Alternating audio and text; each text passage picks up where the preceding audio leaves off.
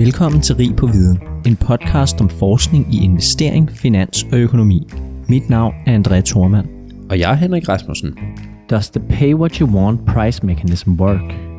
And why does consumers not choose to pay zero if they are allowed to? This is the topic of today's episode of Rig på Viden.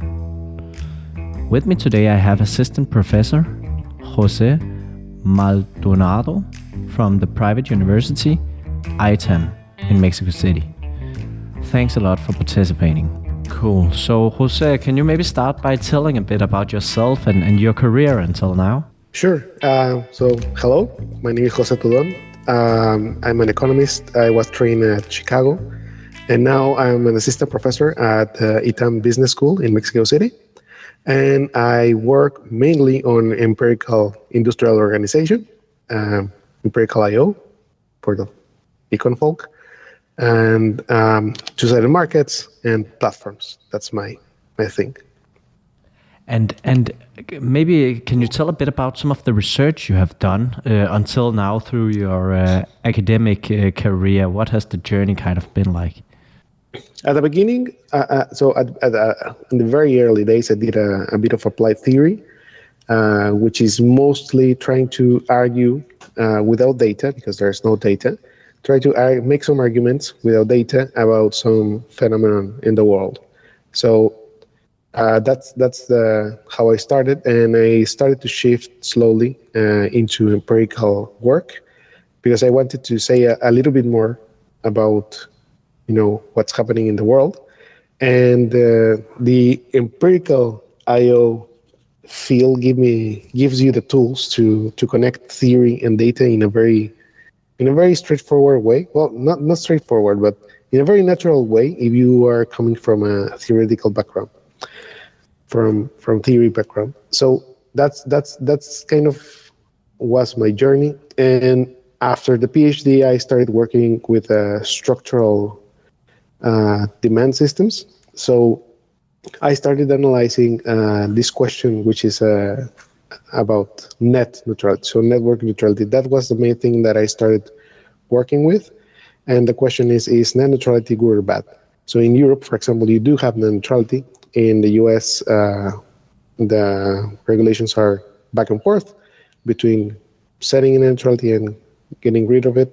And in the rest of the world is basically, it's a mix. So I started working on is it a good idea or a bad idea? The problem is that there is no data on the internet about what's happening at the global level. So there's no central body regulating the internet or gathering data on producers and consumers. And that's what you need.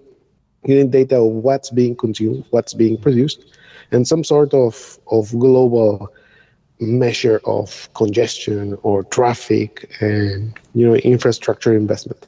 So we don't have that. So what I did is try to analyze, try to get the closest thing possible as the whole internet, which for me is like a mouse rat.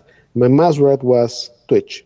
Twitch TV is this platform where you send online videos, and I got this very neat data from Twitch, and I analyzed the demand system in Twitch, the supply system, and then a congestion model. So with that in mind, I asked, well, what would happen if you put net neutrality within Twitch? Well, how would consumers react? How would producers react? Are they better off? Are they worse off?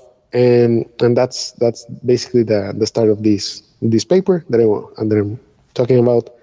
And there I found that if you think that that the internet at large is a little bit like Twitch, then you would conclude that net neutrality is not a good idea. Of course, you have to believe that, and I try to do some, arguments to convince you that it's a good analogy. So after that, I've been working on other platforms. I have starting this paper about a fintech. In this fintech, they give you money if you recommend your friends. This is think of it like a bank. If I give you money and you sign up a friend, I give you and your friend money. So we're trying to optimize the incentives of the firm to make the more bang for your buck. And the idea is, well, how high should you go with the money rewards? The answer is, so the preliminary answer that we have is that you actually don't care about your friends. If I give you money and none of it to your friends, the behavior is the same as if I give money to your friends. So it's a kind of small surprise there. So we're still analyzing data, but that's the preliminary work that we have there. Oh, that's interesting. That's a lot of different stuff. But that's actually that actually sends me a bit to the topic that we should talk maybe a bit more about today. I'll wait by going directly into the paper that you published some years ago. But talk about. I mean, in general, what theory tells us about the pricing mechanism that you have been diving into in this paper that we are talking about.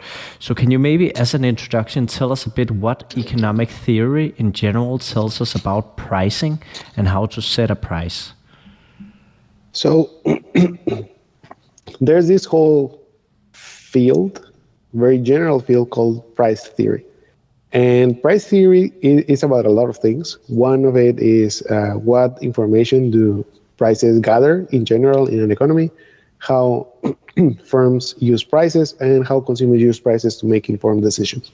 So in microeconomic theory, the decision making of firms, the most important decision that any firm might do is to how to set a price.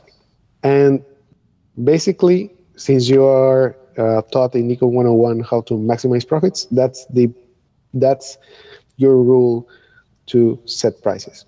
You set prices to maximize profits. And for that, you need some demand system. You might imagine a very simple demand system, and you need a cost structure. So you set your marginal revenues equal to your marginal costs. And that's it. That's how you set up prices and how you maximize profits. But the whole point of the rule that sets prices is to maximize profits. Okay, so that's the very basic. Then you have dived into this theme called pay what you want price mechanism. So can you maybe start by introducing what is it? I mean, and how does it differ from the general pricing theory that we know?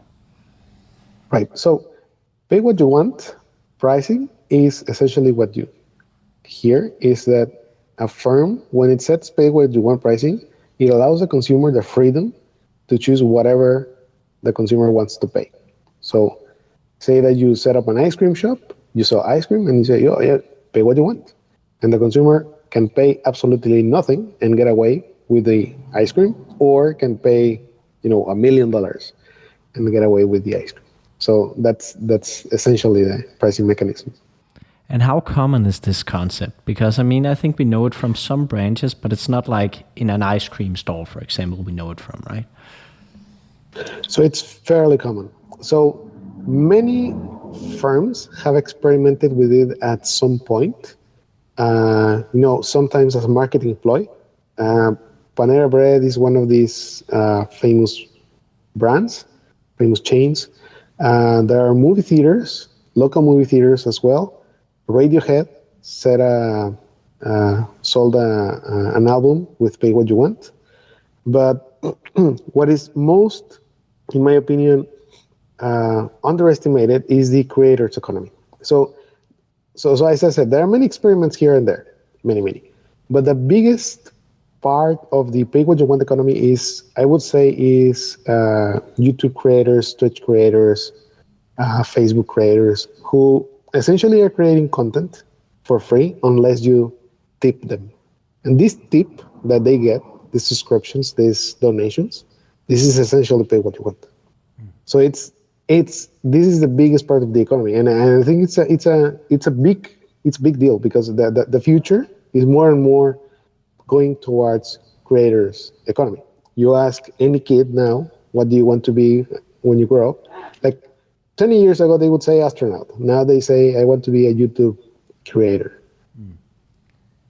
But then related to that, Can you maybe give a bit of an idea to us on why does companies ever choose to use the pay what you want pricing mechanism?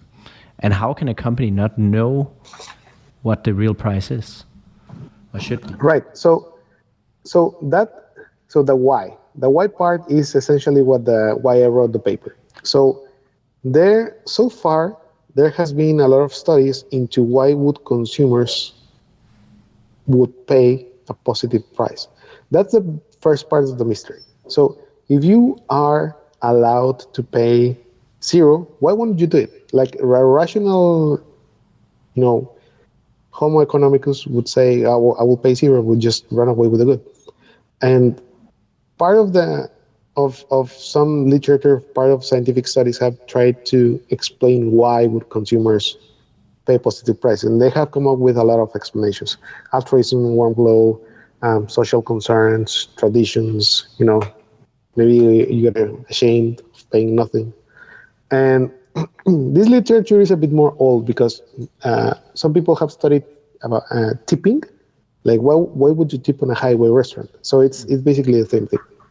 Now, for me, the biggest part of the mystery is why would a firm risk bankruptcy? Why would you start selling your good if you are risking yourself to be selling it below marginal cost, below your cost, and not covering your expenses? So one of the reasons that I push forward in that paper is that, well, maybe it's because there's a lot of uncertainty about demand. So if you don't know how much consumers are willing to pay, then you might be better off allowing them to choose a price by themselves. And the idea is that with Pay What You Want, the consumer reveals a fraction of their willingness to pay. And this fraction might be small, might be really, really small. But the point is that this fraction will follow the shape of the demand. If it's high, if the demand is high, then the fraction will increase. If the demand is very low, the fraction will decrease. But it will go, hand in hand with the demand curve. But if you don't know how high your demand is or how low your demand is, and you try to set a price and sell your product, you might miss the target, and that's a problem. You might leave profits on the table. You might leave money on the table because if demand is starting to fluctuate a lot, you have to hit the target, and then you might miss it. That's the intuition behind it. And now there are many situations where people, might not identify or might not be, have a way to estimate their demand. So, for example, in your case, what's the demand of your podcast? How would you price your podcast? Where's the willingness to pay for your podcast? It's very hard. In general, it's very hard.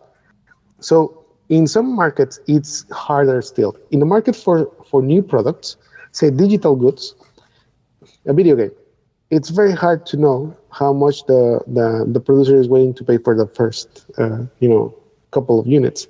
So in the video game industry, actually, the top games are always sold at the same price since like 15 years ago, like $60, $60 US. And it's very hard. So estimating the demand is one of the hardest things. And in some markets, you can have a fairly good idea of how much people are willing to pay, but in some others, you don't. So that's you might have an advantage in those markets by selling with Pay What You Want. And is that, just to get an idea of where companies choose to use this, you mentioned it a bit in the beginning, but is it mainly where the marginal cost of production is very, very low? So if you decide to produce one extra YouTube clip or podcast or whatever, then the marginal cost of that extra production, other than time, of course, would be quite low because you already got the equipment, etc., etc. Right. Yes. So in the YouTube example, as you said, the basically is just a fixed cost. You have your production, you have your camera, you have your script, whatever you tape, And then you can reproduce this thing a million times with basically zero cost, extra cost. That's the marginal cost. And yes, these type of products allow themselves to be sold as pay what you want more easily, because you know that the downside is not going to be that high. If you lose money, you're not going to lose that much. So then you can risk in these markets the selling the product at pay what you want, instead of trying to sell your product at some fixed price. That makes sense. Okay, so now we already spoke a lot about the concrete paper, but let's just get it crystal clear here. You wrote this paper called Pay What You Want, because I don't know how much to charge you. So can you maybe, we already spoke a bit about it, but repeat and get it crystal clear here for us why you were motivated initially to write this paper. So my main motivation was that we knew a lot at that point in time. We knew a lot about why consumers would pay positive prices. We knew that consumers might be behavioral. So they might deviate from your rational expectations, from your rationality, your classic rationality, which is, pay zero and run away with the good. So we know that consumers behave in altruistic ways. We know that they have these social concerns, that they feel good when they give away some money. We know that they get pressured by their peers into, conducts and behaviors that they wouldn't choose otherwise. So we knew a fair amount of that. So we knew that a firm could survive with pay what you want because some consumers would pay something. Now, the second part of the puzzle is I don't want my firm to just survive. I want to make money. I want to maximize profits. So for me, it was a mystery of why would a firm choose pay what you want over any other pricing mechanism. And that was a big mystery for me. At the time, there was essentially no other paper that was dealing with this question. So I tried to tackle it with theory. And the theory that I came up with was that, well, maybe if you have a market with a lot of uncertainty about demand, it might be profitable to choose pay what you want. And I set up the conditions that you need. If some conditions are met, then it actually makes more sense to sell your products with pay what you want than with a traditional pricing mechanism. And the conditions are that you need to be very, very uncertain about the shape of your demand, and some of your consumers, any amount, but some of them must be behavioral in this sense that they will pay positive prices when they are allowed not to. That's the summary. Yeah, that makes sense. But you wrote this, what was it, back in 2015, I think. So have this developed in a way that approve or disapprove your paper since you wrote it back then? Do you have new things to add since you wrote this? Because obviously, I think actually you see these pricing mechanisms more often now than you did back then, right? Right. Yes. So there have been, from the managerial side, from the marketing side, yes, there have been more firms that have tried to use pay what you want, and I think it's a valuable experiment.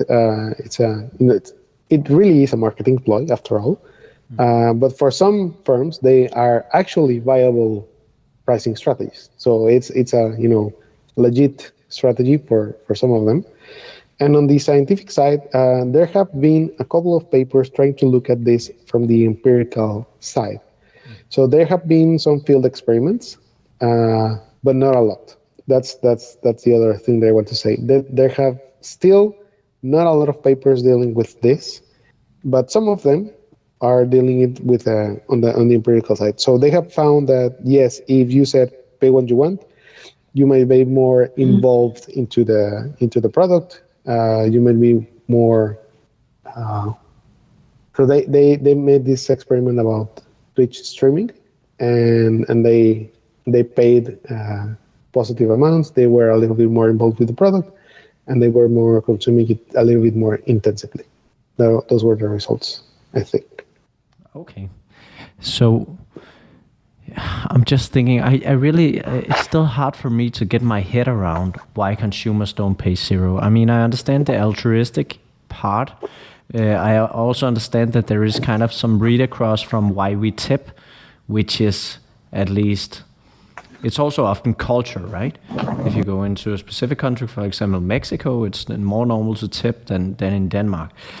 So I mean, can you maybe give a bit more color on why consumers behave like this, so altruistic? I mean, if companies are profit maximizing, why aren't consumers, as we also sometimes assume in economic theory?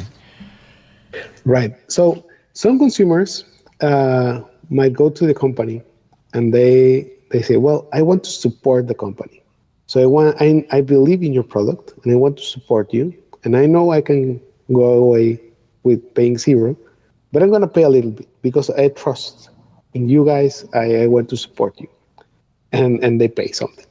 These guys are obviously wrong because they are so small that they're small, very small money. They will not support the company. Like in the big scheme of things, any single individual consumer will not be the difference. But still, some people think that way, and I encourage people to think that way. That's fine, because they actually if a lot of people behave like that, yes, they end up supporting the company. But yeah, that's one reason. The other reason is you might be on a date at a restaurant, and you want to impress your partner, and then you pay a lot. That's a social pressure, a social kind of pressure. You might be with your friends, and they say, "Well, you should pay a little bit more." Something like that, and yeah, so it's social pressure. Other is tradition. Is simply in the Americas, we are used to tip, and that's the way it goes. Like you are supposed to tip, you're expected to tip. It's like when going to to the beach, you don't go in tennis shoes. Is you're expected to go with sandals, even though you can go with shoes. I don't know. It's something like that. and other people are just simply altruistic in the way that you might expect. So why would you go to the park and feed the pigeons, or why would you do some charitable giving, or why would you donate to some cause in your local community? It's the same thing. So some people are altruistic towards some firms, others towards pigeons in the park or ducks in the pond. That's simply people are altruistic like that. Yeah, that makes perfect sense. I think that's good examples. But then just the last question. I mean, does some of the empirical work that has been done show that maybe people are less altruistic when it's like a behind a screen purchase?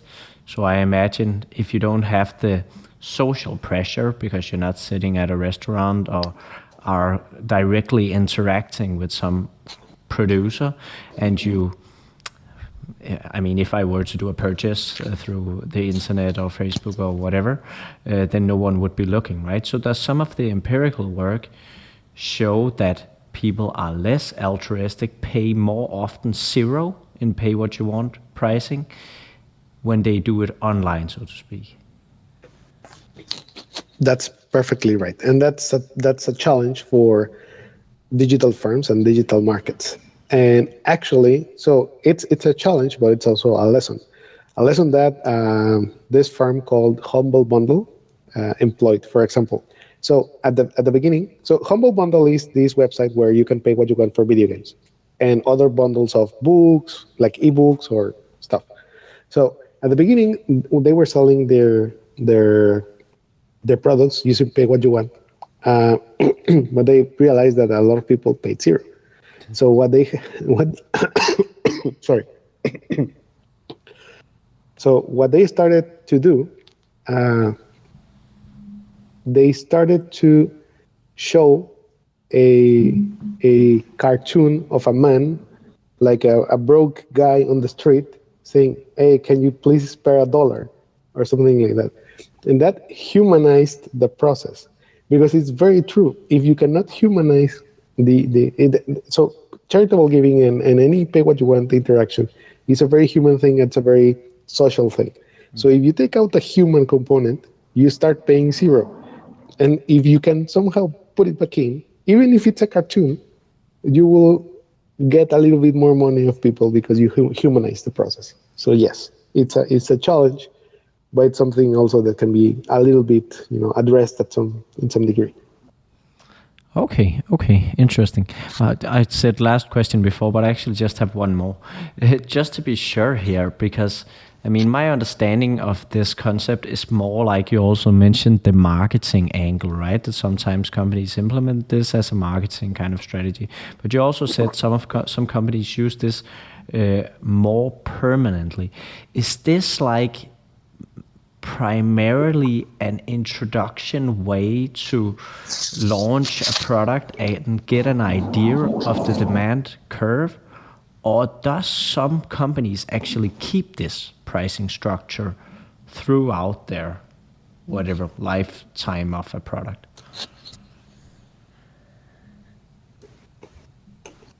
So this is an empirical question, and I don't think I have an answer. I can talk from my experience and what I see in the market. So what I see in the digital market is that firms that have chosen to start with pay what you want have stuck with pay what you want.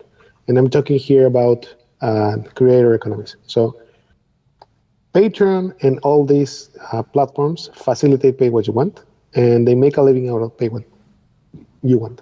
And they serve these bigger platforms, which are YouTube, Twitch, OnlyFans, for example, is also pay what you want. So everything here is actually, at some degree, pay what you want. You may have these different tiers, for example, which is more common, in which you have a very basic consumer, which is paying zero, and then if you start giving into Patreon, you have access to these second tier level products. You may have that. At the end of the day, it's a different type of pay what you want, but it's still pay what you want. But that's what I'm seeing in the market. Some firms stick with pay what you want, and they never try to go into subscription systems or into pay for product system, fixed price systems.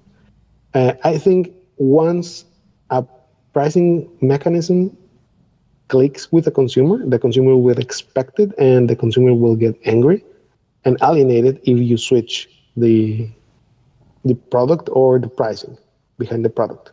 So I think that's why we have more than sticky prices, we have sticky pricing mechanisms in the economy. Okay, that makes perfect sense. Do you have anything last here to add, Jose, that we didn't touch upon? Well, I have this last paper which I'm excited about. If you can, 5 minutes, if you want to hear about this. So, for your audience, I'm working also on this paper about experience goods. The paper is about how to estimate demand when you go and consume something repeatedly. And we're dealing with the specific case of cataract surgeries. So the motivation for this paper is that cataract surgeries are massively undertreated in the world. In the developing world, most of all, like in Mexico, in the country, less than half of cataracts are treated. So it's people going blind each year and nothing to do about it. So in this paper, we are trying to use economic tools to alleviate the problem. So can we improve the world? Can we improve, health for patients in some way that makes sense for government, for public spending? And so we're trying to estimate the demand for cataract surgeries here. And the idea is that when you go to the cataract surgery, you know that you have to get 2 surgeries, one for this eye and then second for this eye. So there's a repeated interaction, and you kind of know what you will get, but there's also some uncertainty that will get revealed after you do the surgery. So it's like an experience wood. You don't know what you're going to get after you get it. So once you go and get the first surgery, you learn something. And this information, you use it for the demand of the second surgery. But of course, you know that you're going to learn something. So that information, you incorporate it since the beginning. So there's an option value for the first surgery. That's the idea. So we're trying to estimate the demand using real patients' data from a large provider here in Mexico City. And we estimate the demand for these cataract surgeries, and we estimate the size of this option value. What we find in this paper is that the option value is actually quite high, but that also allows us to devise these pricing strategies in which what happens if we decrease the price of the first surgery and we increase the price of the second surgery. And we do so in a way that is revenue neutral. That means that if the government steps in, the government doesn't lose money. And the firm will not lose money. The firm remains indifferent. And if we do this in a clever way, we increase demand. So we increase treatment, we increase surgeries, and this is, the consumers are willing to do it because we change the prices in such a way that they are, by their own will, coming into the treatment. And this increases treatment in a significant way and improves health outcomes in the population. And that's, and I think it's a neat example of economic theory and economic tool making. Okay, that's interesting. I don't guess pay what you want pricing would work in that in that sense, but yeah, it's interesting. What was the paper called, and is it public already for people to see?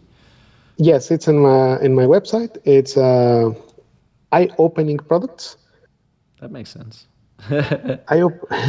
Eye-opening products, uncertainty and surprises in cataract surgery outcomes. I think that's the title. We'll put a link in the podcast for your webpage so people can check it out. Great. But with that said, I would just like to say thank you so much, Jose, for wanting to participate. No, thank you. Thank you, audience. And Merry Christmas and Happy New Year. Thank you. Likewise. Tak for, at du lyttede med til Rig på Viden. Jeg håber, at du lærte noget, og hvis du nu synes godt af vores podcast, så kan du støtte os ved at følge den på Spotify eller skrive en anbefaling på iTunes. Inde på LinkedIn, der kan du følge André Thormand, Benjamin Somofen eller Henrik Foged Rasmussen. På genhør.